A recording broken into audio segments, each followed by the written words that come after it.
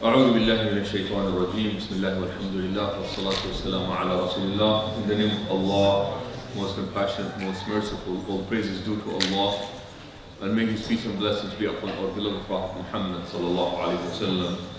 And once again, I begin by greeting my brothers and sisters. Assalamu alaikum wa rahmatullahi wa barakatuh. Inshallah, in the few minutes that we have, we're discussing the notion of self-image from an Islamic perspective, as well as how it is perceived in psychology. So when we say self-image, we are referring to, all of us have what we call an inner mirror inside our head. And when we say self-image, we are talking about the inner image that we have of ourselves when we think of ourselves. And this image is both a physical image and also the way that you see yourself as an individual. And the hope here is that we have a healthy, realistic self-image. And this all comes from a notion that the way we feel about ourselves is very important. And the way that we nourish ourselves is also very important. And our mental health is also very important. And it is crucial that as believers, to be sane, to be healthy, to feel good about ourselves, that is just part of it's an indication that you are in a good mental state, the way that you see yourself. And that is why it is also equally important to recognize that certain feelings are self-responsibility. Meaning, there is a level and amount of self-care, self-love, self-value, self-appreciation, and self-validation that I am supposed to give to myself. And I say that this is very important, especially to the sisters. Because remember that emotional dependency is the worst type of dependency. Please keep this in mind. Emotional dependency is the worst type of dependency, meaning that if I'm constantly waiting for somebody else to make me feel better about myself, it means that I have surrendered a lot of emotional independence to somebody else. If the way that I feel about myself is going to be determined what somebody else is going to say about me, then I have given that individual a lot of power. I have willingly surrendered a lot of my emotional independence to that person. So as Muslims, it is crucial just to live a healthy life, a decent life, a mentally sound life, to be aware that my self-image is going to be based on the kind of talks that I have with myself. Because remember that all of us are always engaged in what I call monologues. We are in a constant talk with ourselves. And the question is, what type of messages are you giving yourself? And what is it that you're waiting for from people? Now, it feels good to be told that you're a nice person, that was good, this was helpful, that's good. But remember, it's not people's responsibility to lay these foundations. We have these foundations as a personal responsibility, and the people that are around us, their job is to enhance this foundation, not to build that foundation. Maybe inshallah if I give examples, we can have a clearer picture of what I'm trying to convey. Al-Hakim fi Mustadrakihi, Hakim al-Naysaburi, tells a story that is related about Usama ibn Zayd. So that one time the Prophet ﷺ received as a gift a beautiful gown And that gown one day belonged to Ziyazan, the mighty king of Yemen. So the Prophet ﷺ put it on, and he looked very beautiful. He looked very beautiful in this. And the story says that it was given to him by Hakim ibn Hizam. The gift was given by Hakim ibn Hizam. Was not a Muslim at that point, and the Prophet ﷺ bought it from him. In any case, so he said the Prophet ﷺ put it on, and Hakim tells the story, he said, I have not seen somebody more handsome, somebody more beautiful, where his face was so radiant, and that gown made the Prophet ﷺ even more good looking. He said, I have never seen somebody more good looking than the Prophet ﷺ in that gown. But then he said the next day, I am walking in Medina, and that same gown now is worn by Usama ibn Zayd. So Hakim ibn Hizam looked at Usama ibn Zayd, as they say, from head to toe. And he's looking at him and he's saying, Anta ya Usama? Anta ya Usama? Talbas malabis Ziyazan? Said, you Usama, you are wearing the gown that one day belonged to Ziyazan. He's almost implying that you're not worthy of it. And Usama looked at him and he said, Wallahi inni khayrun min Ziyazan. He said, you seem to be impressed by this guy, but let me tell you, by Allah, I am better than Ziyazan. Wallahi inna ummi khayrun min ummi. He said, by Allah, my mother is better than his mother. Wallahi inna abi khayrun min abi. And by Allah, my father is better than his father. فَإِنَّا نَقُولُ لَا إِلَهَ إِلَّا اللَّهُ وَلَمْ يَقُولُ لَا إِلَهَ إِلَّا اللَّهُ. He said, for I and my family, we say La ilaha illallah, but that guy and his family never said La ilaha illallah. When the scholars of Seerah, when they describe Usama, they say, وَكَانَ أُسَامَةُ دَمِينًا. Say that Usama was an ugly man. That's how they described him. They would speak about him having deep eyes, flat nose, thick lips. And this is not to say this is what makes people beautiful or ugly.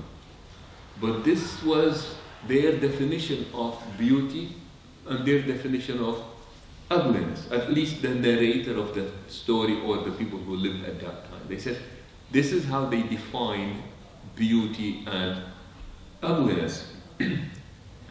So what we see here is that somebody was attempting to sell a negative self-image to Usama.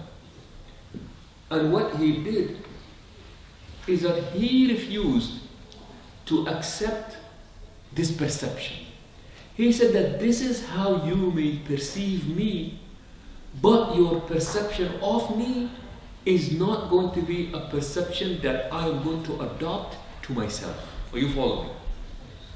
Somebody has to be so extremely psychologically healthy for them to understand this. Some people, we get very sensitive when somebody is speaking psychology, because we think that psychology is un-Islamic and we should not really be saying this. And wallahi hada kalam ghayr sahih. This is unbelievably untrue. And just to make this point, let me give you two examples. Listen to this, subhanAllah. If you were to ask anybody, any Muslim, somebody who has read the Quran, memorized the Quran, say, what is the most common description of Jannah in the Quran? What does Jannah look like? What is Jannah like? Say something. What is Jannah like? Rivers. What else is in Jannah? No thirst, no hunger.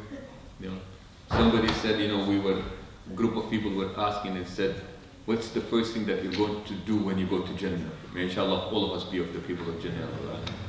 So he said, man, when we go to Jannah, he said, I'm going to smoke a pound of weeds, inshallah. Some people said, what are you talking about? He said, hey, come down. It'll be halal, inshallah. So now, what does Jannah look like? So you get to see these images about Jannah in the Quran. But now pay attention to this. The most repeated description of paradise in the Quran is not a physical one. It's an emotional one. where Allah tells us in more than 10 places in the Quran, you just make it to paradise, and the first thing that you notice is لا خوف عليهم ولا هم يحزنون. They shall have no fear and they shall not grieve. The first and the most repeated, the most beautiful thing in Jannah is what? Emotional health, psychological health. Because see, in this world, we're always the most common diagnosed disorder, psychological disorder in the world is mood disorders. And the most common are anxiety and depression. Depression is usually guilt and sadness over what went wrong yesterday. Anxiety is worry about what can potentially go wrong tomorrow. So we either become prisoners of our memories or we become captives of our imaginations. We are too sad about yesterday, too worried about tomorrow, we miss out on living today. So you say, make it to Jannah, you just make it to Jannah, and the very first thing that you will feel in Jannah is لا خوف عليهم ولا هم يحزنون. They shall have no fear and they shall not grieve. So the most common, the most repeated imagery that we have of paradise, according to the Quran, not according to what we think the Quran is saying, we find out that it's actually the emotional aspect. Well, why is this important? See, if you are not doing well emotionally, there is no amount of physical joy that can make up for that. Are you following me, brothers and sisters? If you are not doing well emotionally, there is no amount of physical joy that can make up for the emotional deficiency that we are going through. Speak to somebody that just lost their child. Speak to somebody, ask somebody who just lost their child, and see if there is any amount of joy that can make up for their loss. And they will tell you, this is beautiful. Everything tastes good, but guess what? I can't feel it because of the loss that I have. Ask anybody who has a child who's diagnosed with cancer and tell them how much physical joy do you want to forget about that or to take your mind out of worry. They tell you, there is none. There is none. All of the depictions in paradise, in Jannah, will absolutely make no sense. They will be of no value if the person is not feeling well emotionally. Are you following? Not only that, the Quran takes it even further. Allah subhanAllah, when you read this book, amazing book, the Quran tells us, إِنَّ الْمُتَّقِينَ فِي جَنَّاتٍ وَعُيُونٍ. بعدين ونزعنا ما في صدورهم ادخلوها بسلام آمين ونزعنا ما في صدورهم من غل إخوانا على سرر متقابلين ادخلوها بسلام آمنين لا يمسهم فيها نصب وما هم منها بمخرجين. It said that indeed the believers are going to be in these springs and gardens. But then the Quran tells us, before you go to paradise, there is going to be a type of cleansing that you have to go through to truly enjoy paradise. What is that? So that we shall take all kinds of resentments out of your heart. Think about people that you don't like. Actually, don't think about them. Don't think about people that you don't like.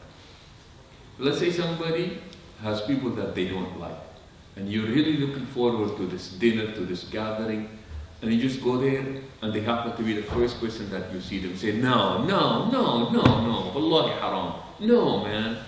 It's like everything was about to be so much fun until you just saw them. And the fact that you saw them, you are in the same gathering with them, what did that do to you? Just took away all the fun.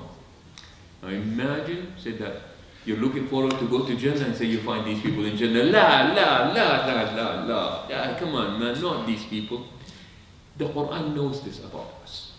So now the Quran says, oh, by the way, just in case you think you'll be feeling this way, نَزَعْنَا مَا فِي صُدُورِهِم مِّنْ غِلٍّ. We shall, here is the beauty of this book. قال نزع.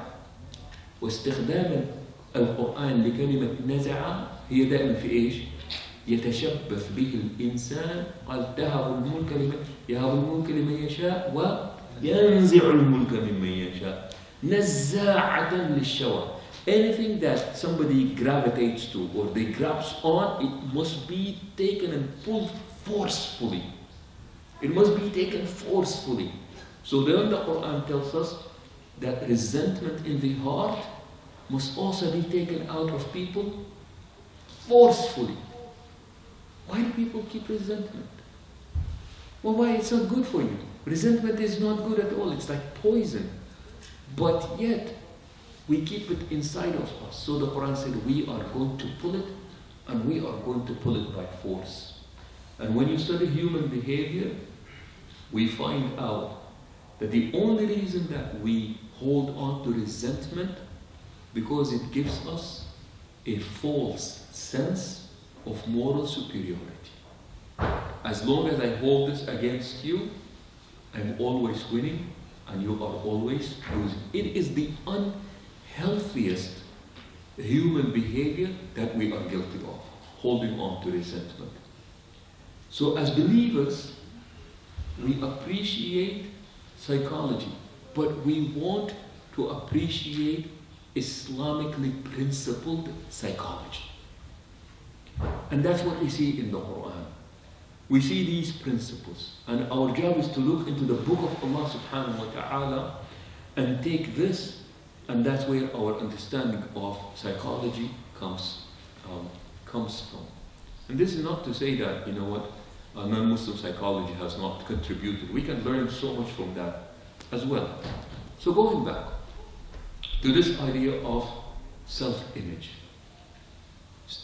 healthy self-talk, and not just adopting the type of images that people are selling about us, regardless of who us is at this point. And let me give you a quick example. It's an example that some of you may have heard me say before.